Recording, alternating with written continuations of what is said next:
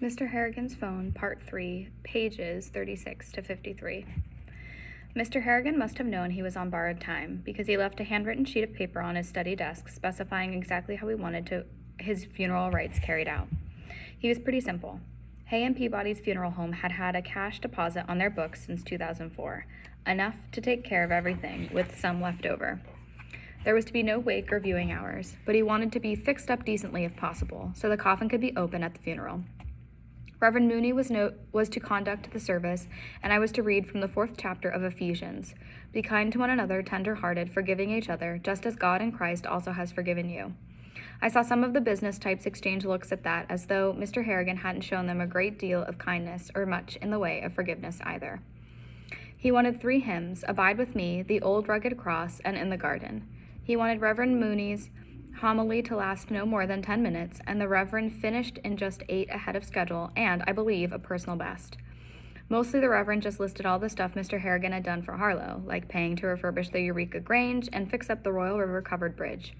He also put the fund drive for the community swimming pool over the top, the Reverend said, but refused the naming privilege that went with it. The Reverend didn't say why, but I knew. Mr. Harrigan said that allowing people to name things after you was not only absurd, but undignified and ephemeral. In 50 years, he said, or even 20, you were just a name on a plaque that everyone ignored.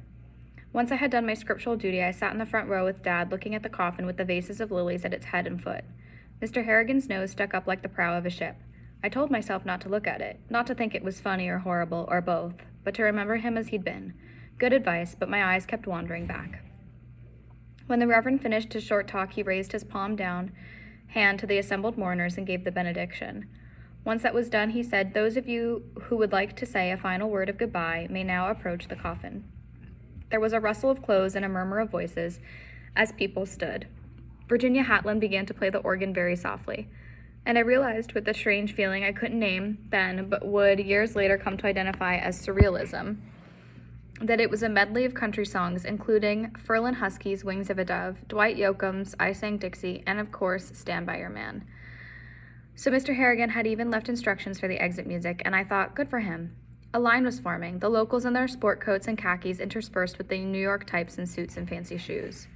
What about you, Craig? Dad murmured. Want a last look, or are you good? I wanted more than that, but I couldn't tell him. The same way I couldn't tell him how bad I felt.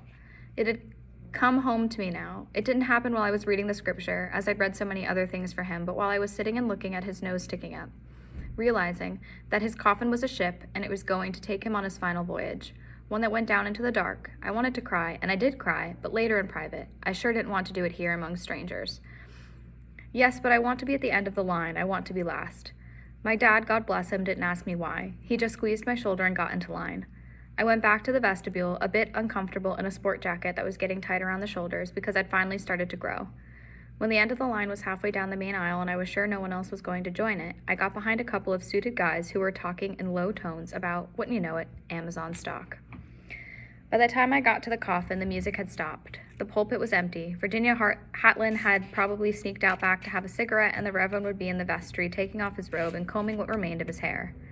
There were a few people in the vestibule murmuring in low voices, but here in the church it was just me and Mr. Harrigan, as it had been on so many afternoons, at his big house on the hill with its views that were good but not touristy. He was wearing a charcoal gray suit I'd never seen before. The funeral guy had rouged him a little so he'd look healthy, except healthy people don't lie in coffins with their eyes shut and the last few minutes of daylight shining on their dead faces before they go into the earth forever. His hands were folded, making me think of the way they'd been folded when I came into the living room only days before. He looked like a life-size doll, and I hated seeing him that way. I didn't want to stay. I wanted fresh air. I wanted to be with my father. I wanted to go home. But I had something to do first, and I had to do it right away because Reverend Mooney could come back from the vestry at any time. I reached into the inside pocket of my sport coat and brought out Mr. Harrigan's phone. The last time I'd been with him, alive, not slumped in his chair or looking like a doll in an expensive box, he'd said he was glad I'd convinced him to keep the phone. He said it was a good companion when he couldn't sleep at night. The phone was password protected. As I've said, he was a fast learner once something really grabbed his interest, but I knew what the password was, Pirate 1. I had opened it in my bedroom the night before the funeral and had gone to the notes function. I wanted to leave him a message. I thought about saying I love you, but that would have been wrong. I had liked him certainly, but I'd also been a bit leery of him. I didn't think he loved me either. I don't think Mr. Harrigan ever loved anyone unless it was the mother who had raised him after his dad left. I had done my research. In the end, the note I typed was this: working for you was a privilege. Thank you for the cards and for the scratch-off tickets. I will miss you. I lifted the lapel of his suit coat, trying not to touch the unbreathing surface of his chest beneath his crisp white shirt. But my knuckles brushed it for just a moment, and I can feel that to this day. It was hard like wood. I tucked the phone into the inside pocket, then stepped away. Just in time, too. Reverend Mooney came out of the side door adjusting his tie. Saying goodbye, Craig. Yes, good, the right thing to do. He slipped an arm around my shoulders and guided me away from the coffin. You had a relationship with him that I'm sure a great many people would envy. Why don't you go outside now and join your father? And if you want to do me a favor, tell Mr. Rafferty and the other pallbearers that we'll be ready for them in just a few minutes. Another man had appeared in the door to the vestry, hands clasped before him. You only had to look at his black suit and white carnation to know he was the funeral parlor guy. I suppose it was his job to close the lid of the coffin and make sure it was latched down tight. A terror of death came over me at the sight of him, and I was glad to leave that place and go out into the sunshine. I didn't tell Dad I needed a hug, but he must have seen it because he wrapped his arms around me. Don't die, I thought. Please, Dad, don't die. The service at Elm Cemetery was better because it was shorter and because it was outside.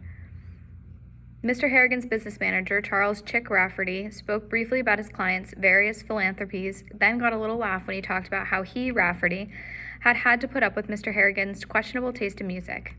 That was really the only human touch Mr. Rafferty managed. He said he'd worked for and with Mr. Harrigan for 30 years, and I have no reason to doubt him, but he didn't seem to know him much about Mr. Harrigan's human side, other than his questionable taste for singers like Jim Reeves, Patti Loveless, and Henson Cargo.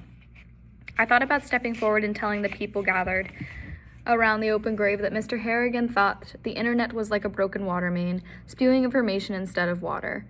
I thought of telling them that he had over 100 photos of mushrooms on his phone. I thought of telling them he liked Mrs. Grogan's oatmeal cookies because they always got his bowels in gear, and that when you were in your 80s, you no longer needed to take vitamins or see the doctor.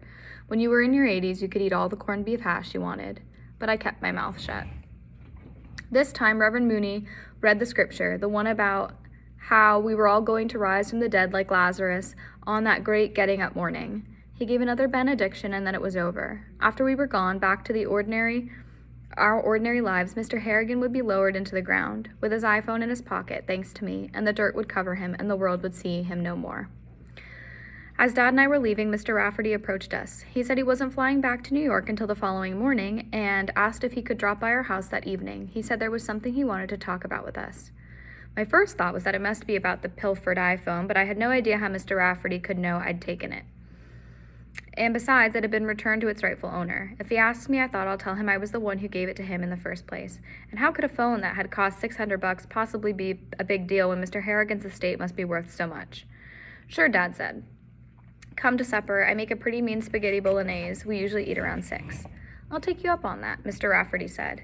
He produced a white envelope with a name on it, in handwriting I recognized. This may explain what I want to talk to you about. I received it 2 months ago and was instructed to hold it until, such an occasion as this. Once we were in the car, Dad had burst out laughing, full-throated roars that brought tears to his eyes. He laughed and pounded the steering wheel and laughed and pounded his thigh and wiped his cheeks and then laughed some more. What, I asked, when he began to taper off. What's so darn funny? I can't think of anything else it would be, he said. He was no longer laughing but still chuckling. What the heck are you talking about? I think you must be in his will, Craig. Open that thing. See what it says. There was a single sheet of paper in the envelope, and it was a classic Harrigan communique. No hearts, flowers, not even a deer, and the salutation just straight to business. I read it loud to my father. Craig, if you're reading this, I've died. I have left you $800,000 in trust. The trustees are your father and Charles Rafferty, who is my business manager and who will now serve as my executor. I calculate this sum should be sufficient to see you through 4 years of college and any postgraduate work you may choose to do. Enough should remain to give you a start in your chosen career. You spoke of screenwriting. If it's what you want, then of course you must pursue it, but I do not approve. There is a vulgar joke about screenwriters I will not repeat here, but by all means find it on your phone, keywords, screenwriter, and starlet. There is an underlying truth in it which I believe you will grasp even at your current age. Films are ephemeral, while books, the good ones, are eternal, or close to it. You have read me many good ones, but others are waiting to be written. That is all I will say. Although your father has power of veto in all matters concerning your trust, he would be smart not to exercise it concerning any investments Mr. Rafferty suggests. Chick is wise in the ways of the market. Even with the school expenses, your $800,000 may grow to $1 million or more by the time you reach the age of 26. When the trust will expire and you can spend or invest, always the wisest course as you choose. I have enjoyed our afternoons together. Very truly yours, Mr. Harrigan. P.S. You are most welcome for the cards and the enclosures. That postscript gave me a little shiver. It was almost as if he'd answered the note I'd left on his iPhone when I'd decided to slip it into the pocket of his burial coat. Dad wasn't laughing or chuckling anymore, but he was smiling. How does it feel to be rich, Craig? It feels okay, I said, and of course it did. It was a great gift, but it was just as good, maybe even better, to realize Mr. Harrigan had thought so well of me. A cynic would probably believe that's me trying to sound saintly or something, but it's not. Because, see, the money was like a frisbee I got stuck halfway up the big pine in our backyard when I was 8 or 9. I knew where it was, but I couldn't get it. And that was okay. For the time being, I had everything I needed. Except for him, that was. What was I going to do with my weekday afternoons now? I take back everything I ever said about him being a tightwad. Dad said as he pulled out behind a shiny black SUV some business guy had rented at the Portland jetport. Although what, I asked? Considering the lack of relatives and how rich he was, he could have left you at least $4 million, maybe $6 million. He saw my look and started laughing again. Joking, kiddo, joking. Okay?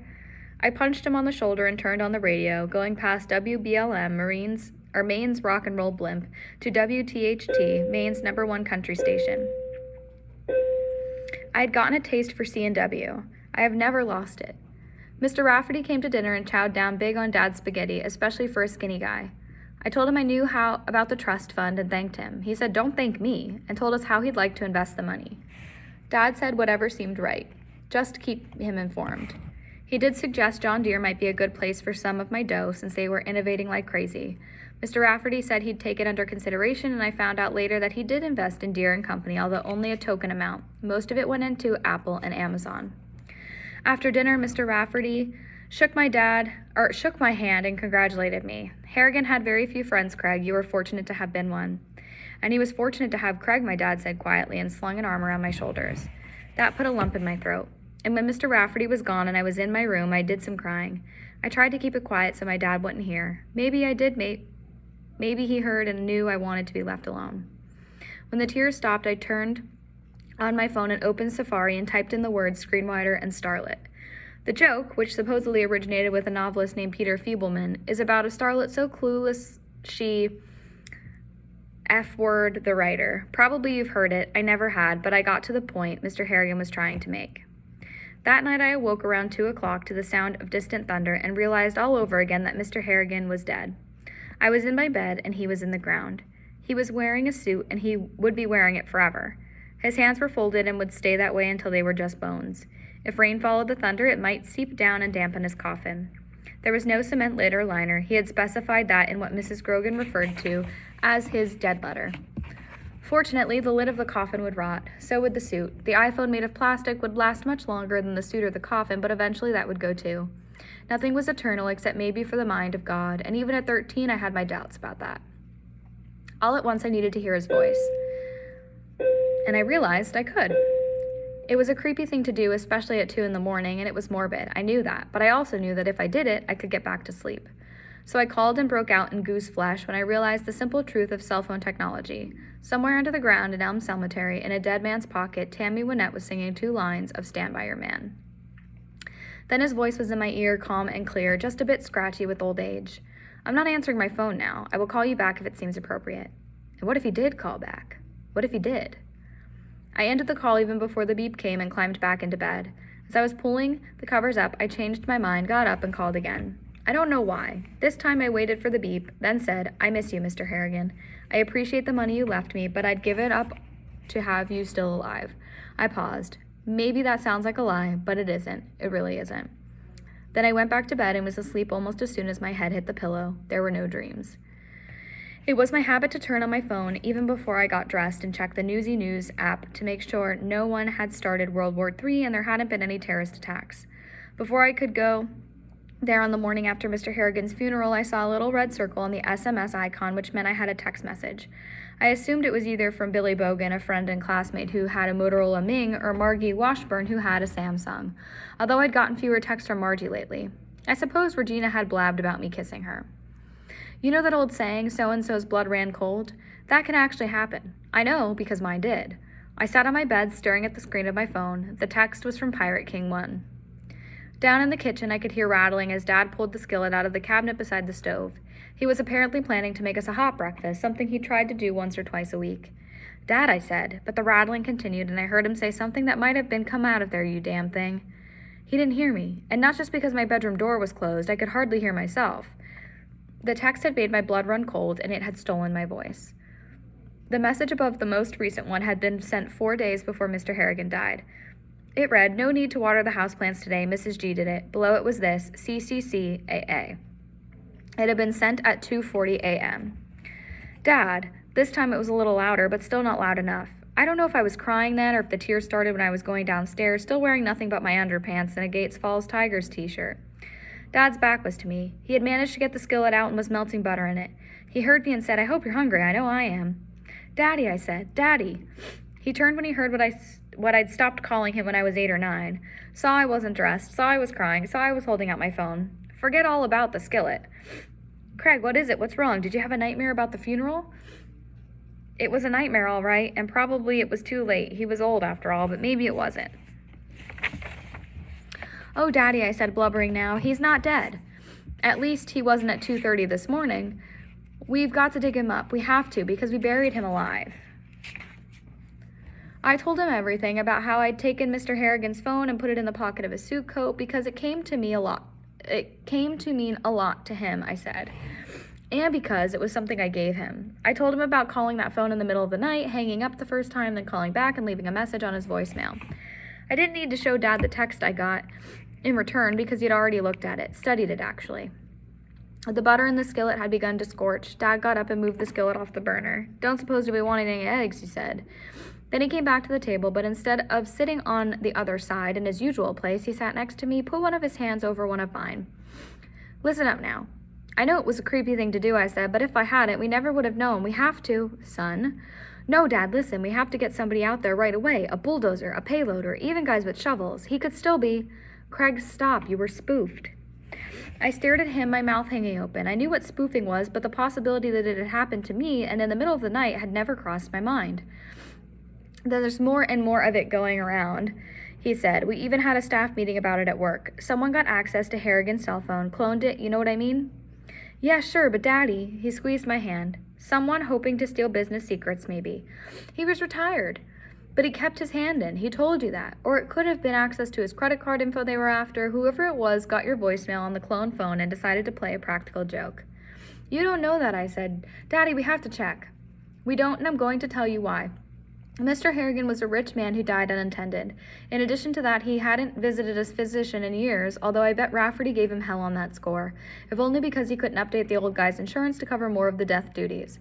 For those reasons, there was an autopsy. That's how they found out he died of advanced heart disease." "They cut him open?" I thought of how many knuckles had brushed his chest when I put his phone in his pocket. Had there been stitches? Or stitched up incisions under his crisp white shirt and knotted tie? If my dad was right, then yes. Stitched up incisions in the shape of a Y. I had seen that on TV, on CSI. "Yes," Dad said, "I don't like telling you that. Don't want it preying on your mind, but it's better than letting you think he was buried alive. He wasn't. Couldn't have been. He's dead. Do you understand me?" "Yes. Would you like me to stay home today? I will if you want." "No, that's okay. You're right. I got spoofed. And spooked, that's two." "What are you going to do with yourself? Because if you're going to brood and be all morbid, I should take the day off. We could go fishing." "I'm not going to brood and not be all morbid, but I should go up to his house and water the plants." "Is going there a good idea?" He was watching me closely. "I owe it to him, and I want to talk to Mrs. Grogan, find out if he made a what-you-call-it for her, too." "A provision, that's very thoughtful. Of course she may tell you to mind your beeswax. She's an old-time Yankee, that one." "If he didn't, I wish I could give her some of mine," I said. He smiled and kissed my cheek. You're a good kid. Your mom would be so proud of you. Are you sure you're okay now? Yes, I ate some eggs and toast to prove it, although I didn't want them. My dad had to be right. A stolen password, a clone phone, a cruel practical joke. It sure hadn't been Mr. Harrigan, whose guts had been tossed like salad and whose blood had been replaced with embalming fluid. Dad went to work and I went up to Mr. Harrigan's. Mrs. Grogan was vacuuming the living room. She wasn't singing like she usually did, but she was composed enough, and after I finished watering the plants, she asked if I'd like to go into the kitchen and have a cup of tea, which she called a cup of cheer, with her. There's cookies too, she said. We went into the kitchen, and while she boiled the kettle, I told her about Mr. Harrigan's note and how he'd left money in trust for my college education. Mrs. Grogan nodded in businesslike fashion as if she'd expected no less, and said she had also gotten an envelope from Mr. Rafferty. The boss fixed me up, more than I expected, probably more than I deserve. I said I felt pretty much the same way. Mrs. G brought the tea to the table, a big mug for each of us. Between them, she set down a plate of oatmeal cookies. He loved these, Mrs. Grogan said. Yeah, he said they got his bowels in gear. That made her laugh. I picked up one of the cookies, bit into it. As I chewed, I thought of the scripture from 1 Corinthians I'd read at Methodist Youth Fellowship on Maundy, Thursday, and at Easter service just a few months back. And when he had given thanks, he broke it and said, Take, eat. This is my body, which is broken for this. Do in remembrance of me. The cookies weren't communion. The Rev would surely have called the idea blasphemous, but I was glad to have one just the same. He took care of Pete, too, she said, meaning Pete Bostwick, the gardener. Nice, I said, and reached for another cookie. He was a good guy, wasn't he? Not so sure about that, she said. He was square dealing, all right, but you didn't want to be on his bad side. You remember Dusty Billadew, do you? No, you wouldn't. He was before your time. From the Billadews over in the trailer park? Aye, yeah, that's right, next to the store, but I expect Dusty isn't among 'em. He'll have gone on his merry way long since. He was the gardener before Pete, but wasn't 8 months on the job before Mr. Harrigan caught him stealing and fired his butt. I don't know how much he got, or how Mr. Harrigan found out, but firing didn't end it. I know you know some of the stuff Mr. H gave this little town and all the ways he helped out, but Mooney didn't tell even half of it. Maybe because he didn't know, or maybe because he was on a timer. Charity is good for the soul, but it also gives a man power, and Mr. Harrigan used his on Dusty Billadew. She shook her head, partly I think in admiration. She had that Yankee hard streak in her. I hope he had filched at least a few hundred out of Mr. Harrigan's desk or sock drawer or wherever, because that was the last money he ever got in the town of Harlow, county of Castle, state of Maine. He couldn't have landed a job shoveling hen shit out of an old Dorrance and Marsteller's barn after that. Mr. Harrigan saw to it. He was a square-dealing man, but if you weren't the same, God help you, have another cookie. I took another cookie. And drink your tea, boy. I drank my tea. I guess I'll do the upstairs next, probably change the sheets on the beds instead of just stripping them, at least for now. What do you think's going to happen with this house? Gee, I don't know. Neither do I, not a clue. Can't imagine anyone buying it. Mr. Harrigan was one of a kind, and that goes the same for, she spread her arms wide, all this. I thought about the glass elevator and decided she had a point. Mrs. G grabbed another cookie. What about the houseplants? Any ideas about them? I'll take a couple if it's all right, I said. The rest I don't know. Me either. And his freezer's full. I guess we could split that 3 ways, you, me, and Pete. Take, eat, I thought. This do in remembrance of me. I sighed. I'd mostly just dithering, stretching out a few chores like they were many. I don't know what I'm going to do with myself, and that's the God's honest. What about you, Craig? What are you going to do? Right now I'm going downstairs to spritz his hen of the woods, I said, and if you're sure it's okay, I'll take at least the African violet when I go home. Of course I'm sure, she said, in the Yankee way. 'Cause. As many as you want. She went upstairs and I down to the basement where Mr. Harrigan kept his mushrooms in a bunch of terrariums. While I spritzed, I thought about the text message I'd gotten from Pirate King 1 in the middle of the night. Dad was right. It had to be a joke. But wouldn't a practical joker have sent something at least half-witty? Like, save me, I'm trapped in a box, or the old one that went, don't bother me while I'm decomposing. Why would a practical joker just send a double A, which, when you spoke it, sounded kind of like a gurgle or a death rattle? And why would a practical joker send my initial? Not once or twice, but 3 times. I ended up taking 4 of Mr. Harrigan's houseplants, the African violet, the anthurium, the peperomia, and the dieffenbachia. I spotted them around our house, saving the dieffenbachia for my room because it was my favorite. But I was just marking time, and I knew it. Once the plants were placed, I got a bottle of Snapple out of the fridge, put it in the saddlebag of my bike, and rode out to Elm Cemetery. It was deserted on that hot summer forenoon, and I went right to Mr. Harrigan's grave. The stone was in place, nothing fancy, just a granite marker with his name and dates on it. There were plenty of flowers, all still fresh. That wouldn't last long, most with cards tucked in them. The biggest bunch, perhaps picked from Mr. Harrigan's own flower beds, and out of respect, not parsimony, was from Pete Poswick's family. I got down on my knees, but not to pray. I took my phone out of my pocket and held it in my hand. My heart was beating so hard it made little black dots flash in front of my eyes. I went to my contacts and called him. Then I lowered my phone and put the side of my face down on the newly replaced sod, listening for Tammy Wynette. I thought I heard her too, but it must have been my imagination. It would have had to have come through his coat, through the lid of his coffin, and up through 6 feet of ground. But I thought I did. No, check that. I was sure I did. Mr. Harrigan's phone singing Stand By Your Man down there in his grave. In my other ear, the one not pressed to the ground, I can hear his voice, very faint but audible in the dozing stillness of that place. I'm not answering my phone now. I will call you back if it seems appropriate. But he wouldn't, appropriate or not. He was dead. I went home. In September of 2009, I started school at Gates Falls Middle along with my friends Margie, Regina, and Billy. We rode in a little used bus which quickly earned us the jeering nickname of Short Bus Kids from the Gates Kids. I eventually got taller, although I stopped 2 inches short of 6 feet, which sort of broke my heart. But on that first day of school, I was the shortest kid in the 8th grade, which made me a perfect target for Kenny Yanko, a hulking troublemaker who had been kept back that year and whose picture should have been in the dictionary next to the word bully. Our first class wasn't a class at all, but a school assembly for the new kids from the so-called tuition towns of Harlow, Moton, and Shiloh Church. The principal that year and for many years to come was a tall, shambling fellow with a bald head so shiny it looked like Simonized. This was Mr. Albert Douglas, known to the kids as either Alky Al or Dipso Doug. None of the kids had ever actually seen him loaded, but it was an article of faith back then that he drank like a fish. He took the podium, welcomed this group of fine new students to Gates Falls Middle, and told us about all the wonderful things that awaited us in the coming academic year. These included band, glee club, debate club, photography club, Future Farmers of America, and all the sports we could handle, as long as they were baseball, track, soccer, or lacrosse. There would be no football option until high school. He explained that dress-up Fridays once a month, when boys would be expected to wear ties and sport jackets and girls would be expected to wear dresses, no hems more than 2 inches above the knee, please. Last of all, he told us there was to be absolutely no initiations of the new out-of-town students. Us, in other words. Apparently the year before, a transfer student from Vermont had wound up in Central Maine General after being forced to chug-a-lug 3 bottles of Gatorade, and now the tradition had been banned. Then he wished us well and sent us off on what he called our academic adventure. My fears about getting lost in this huge new school turned out to be groundless because it really wasn't huge at all. All of my classes except for Period 7 English were on the 2nd floor, and I liked all my teachers. I had been scared of math class, but it turned out we were picking up pretty much where I'd left off, so that was okay. I was feeling pretty good about the whole thing until the 4-minute change of classes between Period 6 and Period 7. I headed down the hall to the stairs, past slamming lockers, gabbling kids, and the smell of beefaroni from the cafeteria. I had just reached the top of the stairs when a hand grabbed me. "Hey, new boy, not so fast." I turned and saw a 6-foot troll with an acne-blasted face. His black hair hung down to his shoulders in greasy clumps. Small dark eyes peered out at me from beneath a protruding shelf of forehead. They were filled with Boca's merriment. He was wearing stovepipe jeans and scuffed biker boots. In one hand he held a paper bag. "Take it." Clueless, I took it. Kids were hurrying past me and down the stairs, with quick sideways glances at the kid with the long black hair. "Look inside." I did. There was a rag, a brush, and a can of Kiwi boot polish. I tried to hand the bag back. "I have to get to class."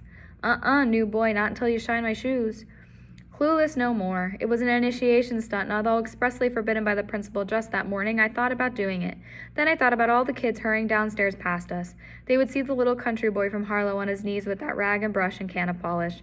The story would spread fast, yet I still might have done it, because this kid was much bigger than I was, and I didn't like the look in his eyes. "I would love to beat the shit out of you," that look said. "Just give me an excuse, new boy." Then I thought of what Mr. Harrigan would think if he ever saw me down on my knees, humbly shining this oaf's shoes.